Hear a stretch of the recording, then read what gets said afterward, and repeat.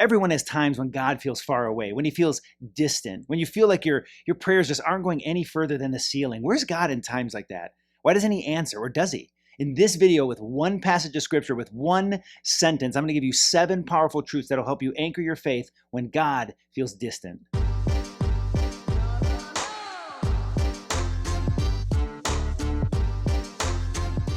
Hey, it's Adam Simon with Responding to the Call, where every week I help you go deeper with your faith, family, and finances. If you're new here or this blesses you in any way, hit that like button and then consider subscribing. Hit that notification bell so you don't miss any new content.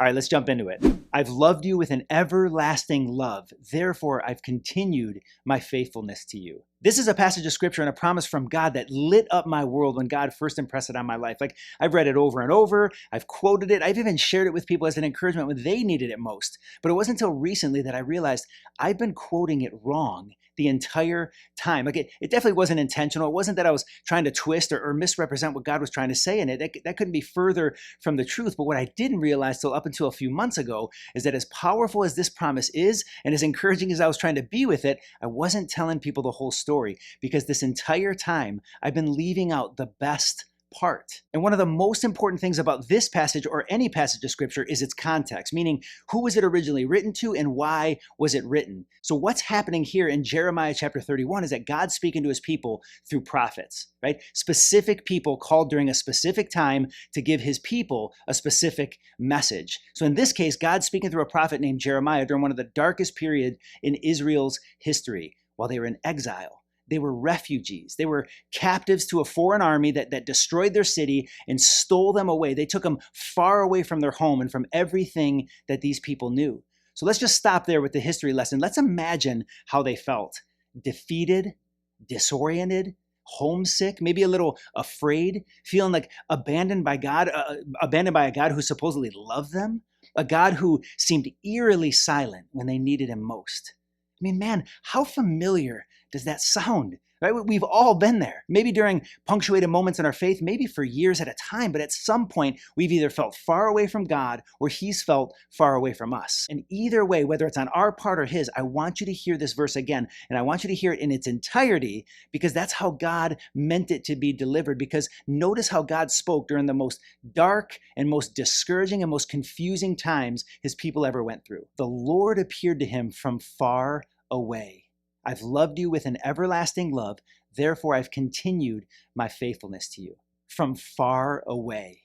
These are 3 of the most powerful words we can hear during those dark nights of the soul when we're just tempted to believe that God doesn't care, or that he's abandoned us, or that he's not listening. So with that one sentence, I want to let these 7 truths, these 7 realities be the infusion of hope, strength, and endurance that you need so that you can trust God through anything you're going through. Number 1, even from far away, he is faithful. He'll always continue to be faithful. He's promised never to leave you nor forsake you. Number 2, even from far away, he has his hand on your life, guiding you, walking you through it, and leading you forward. Number 3, even from far away, he knows what you're struggling with and what you're feeling.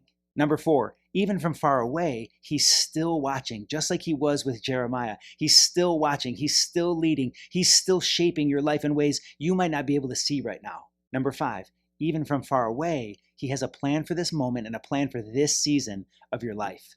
Number 6, even from far away, his goodness and his mercy follow after you all the days of your life. That word follow after you, that's a hunting term. It's like he's chasing after you. His goodness and his mercy are following you. They're chasing you. He'll hunt you down to show you his goodness and mercy in your life. Number 7, even from far away, there's nowhere you can run. There's nothing you can feel. There's nothing outside of his grip and his grace over your life. So feel free to go back through each and every one of those slowly. Watch it as many times as you need to. Maybe even write them down so you can always come back to them. Just do whatever it takes to know and trust and solidify in your heart and your mind, even through the tough and confusing times, that God sees you, that God hears you, and that he knows. It's so tempting to think the opposite. Don't believe it for a second. Fight that lie, because even from far away, even when God feels far away, he hasn't moved 1 inch.